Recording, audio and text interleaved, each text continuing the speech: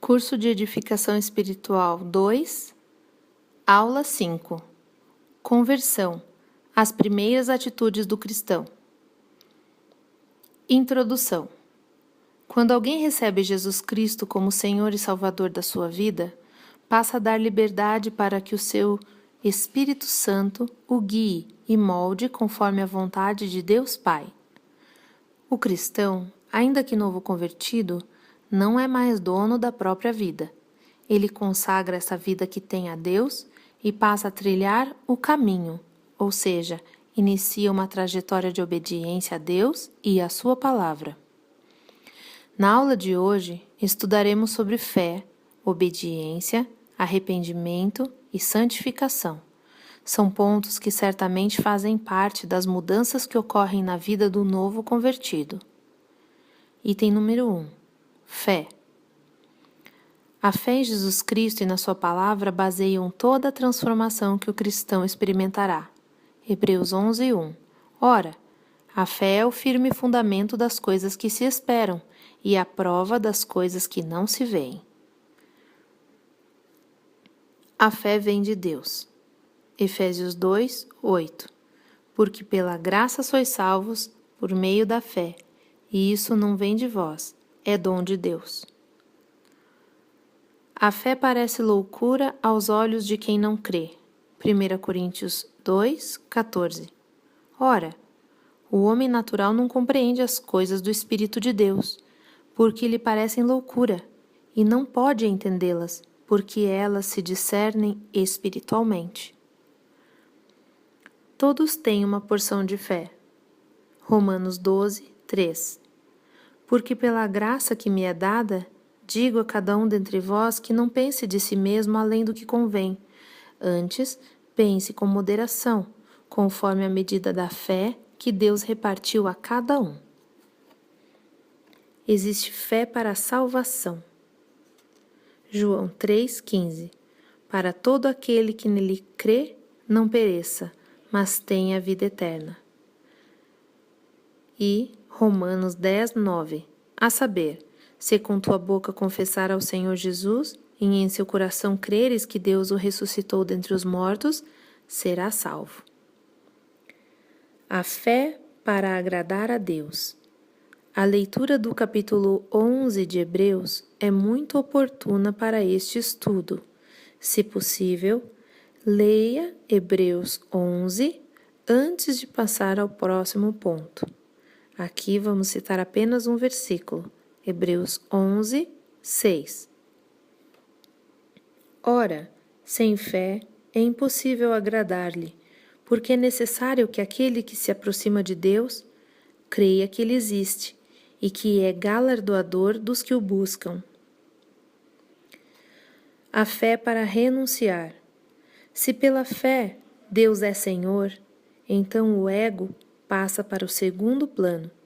A força do próprio braço, intelecto e condições não servirão mais de base e socorro, mas a confiança na força e no comando de Deus sobre todas as coisas passam a tomar o lugar da autossuficiência. Gálatas 2:20. Já estou crucificado com Cristo, e vivo, não mais eu, mas Cristo vive em mim, e a vida que agora vivo na carne, vivo-a pela fé no Filho de Deus, o qual me amou e se entregou a si mesmo por mim. A fé vem pela revelação da palavra de Deus. Romanos 10:17. De sorte que a fé é pelo ouvir, e o ouvir pela palavra de Deus. A fé deve ser praticada. Tiago 1:22.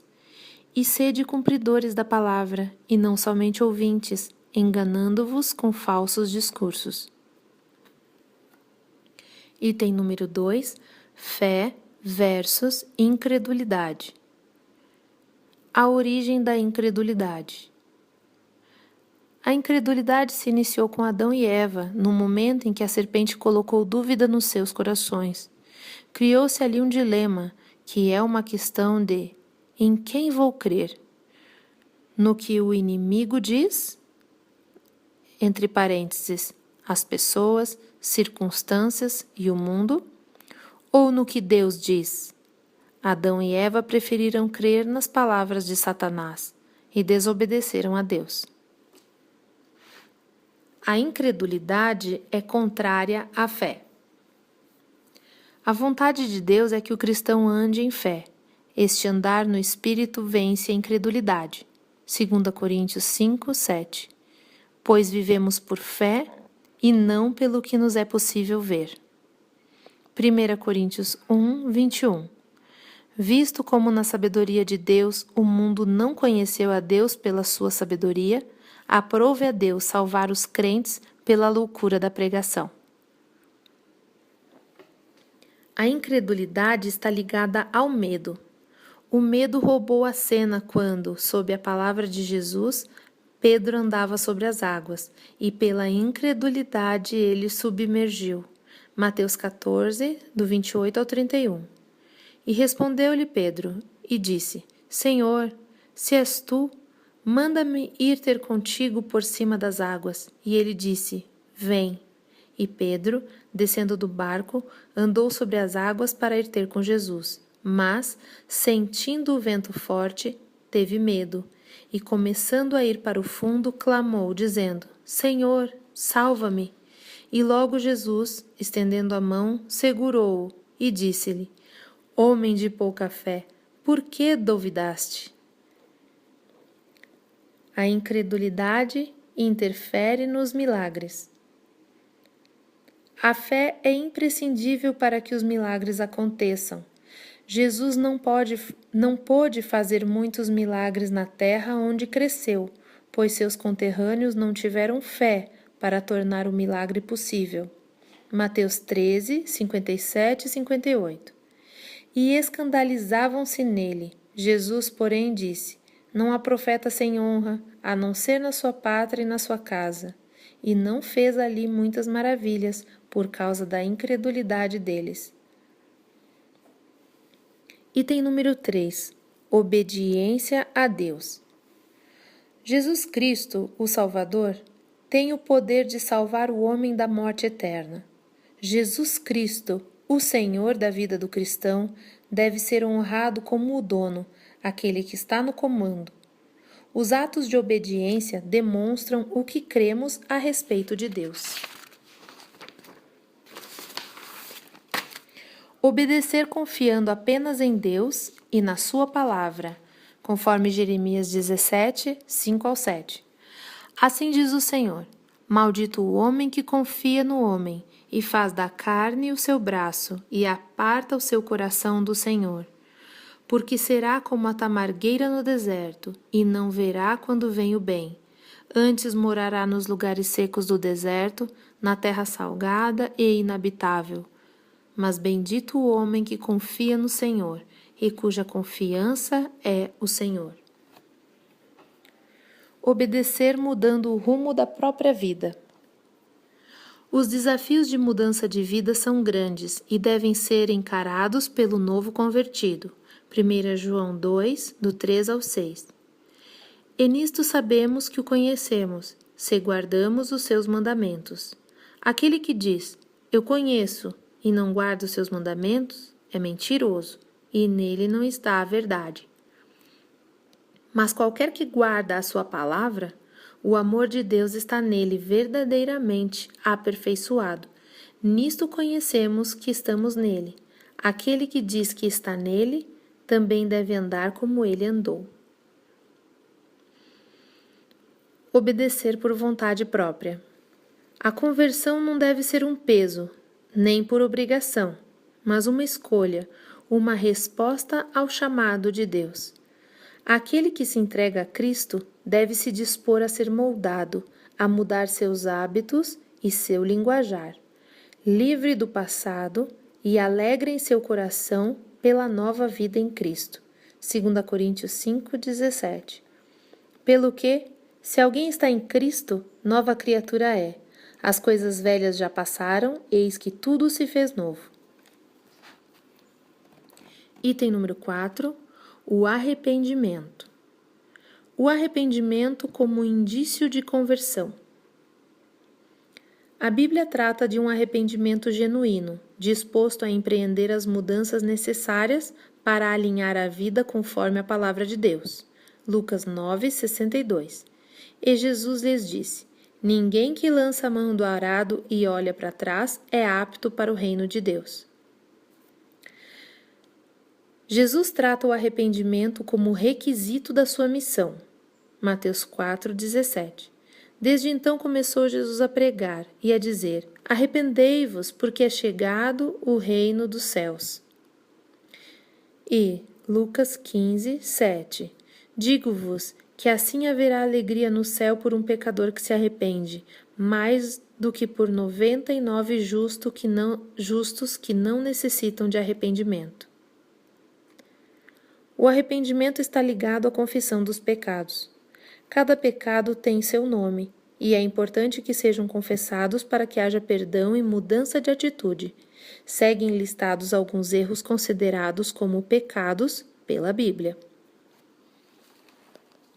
Pecados relacionados com a área sexual: olhar impuro, sensualidade no falar, sensualidade no tratar, imoralidade sexual, fornicação e adultério, que é sexo fora do casamento, prostituição, homossexualismo, orgias, pornografia, libertinagem e bestialismo. Pecados relacionados às práticas espirituais: idolatria, feitiçaria, heresias, religiosidade, rebeldia e avareza, que é servir às riquezas. Pecados contra outras pessoas: violências, ódio, discórdia, ciúmes, ira, egoísmo, dissensão, facção, invejas, roubo, calúnia, trapaças e fraudes. Pecados contra o nosso próprio corpo: embriaguez, glutonaria, vícios e preguiça. Gálatas 5, do 19 ao 21. Porque as obras da carne são manifestas, as quais são adultério, prostituição, impureza, lascívia, idolatria, feitiçaria, inimizades, porfias, emulações, iras, pelejas, dissensões, heresias, invejas, homicídios, bebedices, glutonarias e coisas semelhantes a estas, acerca das quais vos declaro, como já antes vos disse, que os que cometem tais coisas não herdarão o reino de Deus. 1 Coríntios 6, do 9 ao 10. Não sabeis que os injustos não hão de herdar o reino de Deus? Não erreis, nem os devassos, nem os idólatras, nem os adúlteros, nem os efeminados, nem os sodomitas, nem os ladrões, nem os avarentos, nem os bêbados, nem os maldizentes e nem os roubadores herdarão o reino de Deus. 1 Samuel 15, 23. Porque a rebelião é como o pecado de feitiçaria, e porfiar é como iniquidade de idolatria. Porquanto tu rejeitaste a palavra do Senhor, ele também te rejeitou a ti, para que não sejas rei. O arrependimento versus aparência. A aparência de santidade e o parecer cristão não são suficientes. A conversão deve ser verdadeira, buscando obedecer a Deus. Lucas 5:32 diz: Eu não vim chamar os justos, mas sim os pecadores ao arrependimento. O arrependimento é demonstrado nas atitudes. O arrependimento toma atitudes de nova criatura. Perdoa, ama, serve, restitui, fala a verdade, paga as suas dívidas, honra e se afasta do mal. Mateus 3,8 diz: produzi, pois, frutos dignos de arrependimento. Item número 5. O batismo, fruto da obediência e do arrependimento. O batismo está diretamente relacionado ao arrependimento dos pecados, ao novo nascimento, novos valores e nova visão. João 3,7. Não te maravilhes de ter dito, necessário vos é nascer de novo. Jesus deu tanta importância ao batismo que, mesmo não tendo pecados, decidiu batizar-se para dar o exemplo. Mateus 3, do 13 ao 15. Então veio Jesus da Galiléia ter com João, junto do Jordão, para ser batizado por ele. Mas João opunha-se-lhe, dizendo: Eu careço de ser batizado por ti, e tu vens a mim? Jesus, porém, respondendo, disse-lhe: Deixa por agora, porque assim nos convém cumprir toda a justiça. Então ele o permitiu. Na grande comissão, as últimas palavras de Jesus foram de ordem para pregar o Evangelho e batizar. Marcos 16, 15 e 16. E disse-lhe: Ide por todo o mundo, pregai o Evangelho a toda criatura. Quem crer e for batizado será salvo, mas quem não crer será condenado. Batismo, a instrução bíblica. Há muitos estudos de bons intérpretes apresentando o batismo de uma forma compartimentada, que chamam dos tipos de batismo. Há várias noções teológicas para apresentarmos fórmulas explicativas, mas privilegiemos a instrução bíblica de forma aglutinadora para uma noção acertada. Tomemos por base que o batismo é um só, algo maravilhoso que acontece no interior da pessoa e que é externado publicamente através do passar pelas águas. Versículo base, Efésios 4, 5. Um só Senhor, uma só fé, um só batismo. Início histórico. João Batista, antes do ministério público de Jesus, anunciava a chegada do Messias e oferecia a oportunidade do batismo para a demonstração de arrependimento. Lucas 3, 3. E percorreu toda a terra ao redor do Jordão, pregando o batismo de arrependimento para o perdão dos pecados. O batismo no interior do indivíduo. O batismo é algo que ocorre no interior. É o aceitar Jesus como Senhor e Salvador da própria vida. Nessa hora, o crente recebe o selo da presença do Espírito Santo em si e o fogo mencionado em Mateus 3,11. É o juízo de Deus operando purificação. Segue o versículo.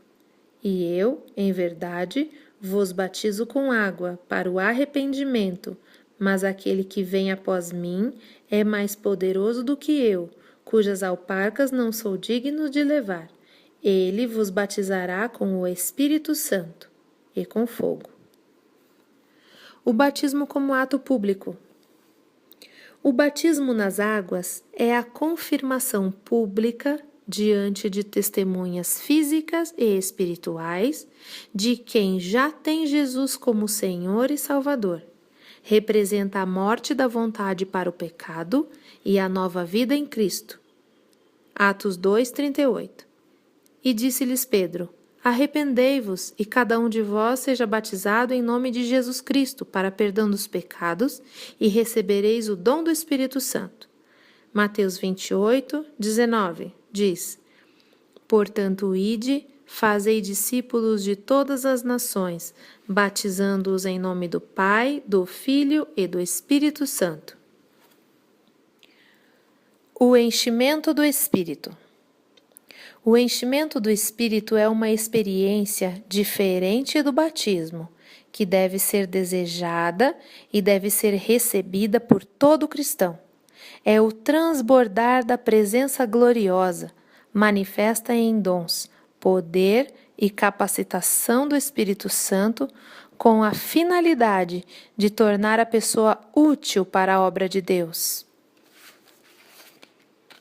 Atos 1:8.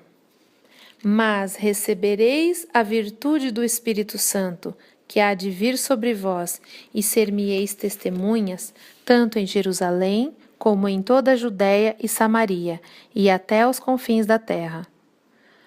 Como este revestimento de poder se dá com o intuito do serviço através dos dons espirituais, ele será objeto de estudo logo mais adiante. Item número 6. A santificação. A palavra santificação significa ser separado. Quando Deus nos santifica, somos separados para Ele. Não pertencemos mais ao pecado nem ao mundo. João 17:16. Não são do mundo, como eu do mundo não sou. Nossa vida tem um novo objetivo, a missão de conhecer a Deus, glorificar seu nome, obedecer a sua voz e responder ao seu amor. Jeremias 31:3, parte B.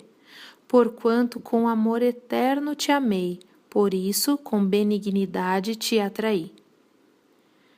Êxodo 19:5-6. Agora, pois, se diligentemente ouvirdes a minha voz e guardardes a minha aliança, então sereis a minha propriedade particular dentre os povos, porque toda a terra é minha, e vós me sereis um reino sacerdotal e um povo santo. Estas são as palavras que falarás aos filhos de Israel. A santificação é operada por Deus. Dedicar-se em oração, jejuar, fazer a obra de Deus são disciplinas espirituais importantes para usufruir da comunhão com o Senhor.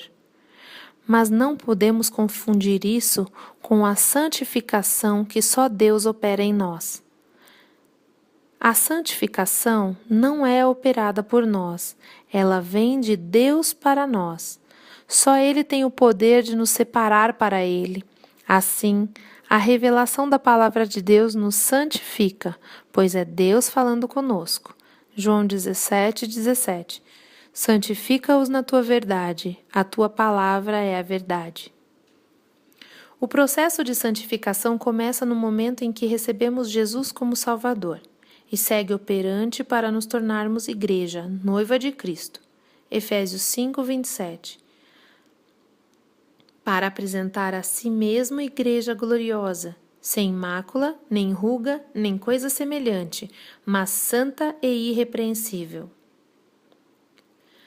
A santificação completa só será possível quando nos encontrarmos com o nosso Senhor e Salvador Jesus Cristo.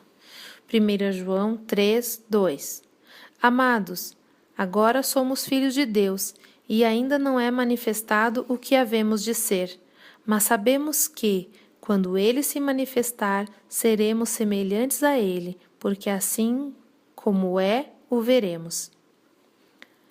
A consagração é a resposta do cristão à santificação de Deus.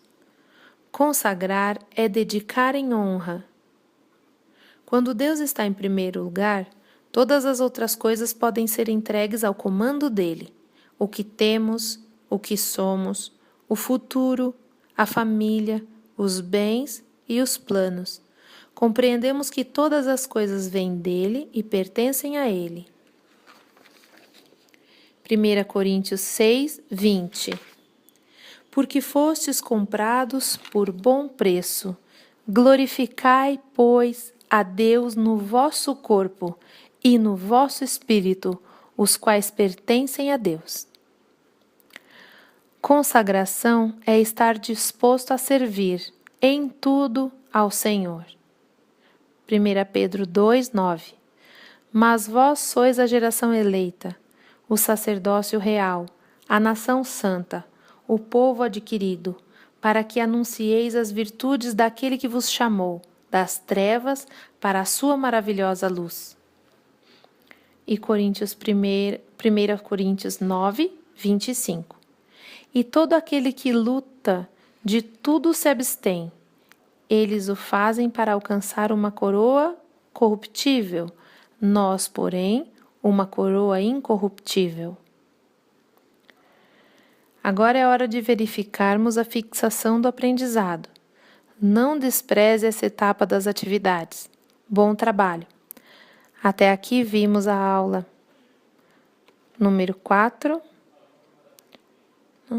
número 5, até a página 8 do CEE, módulo 2.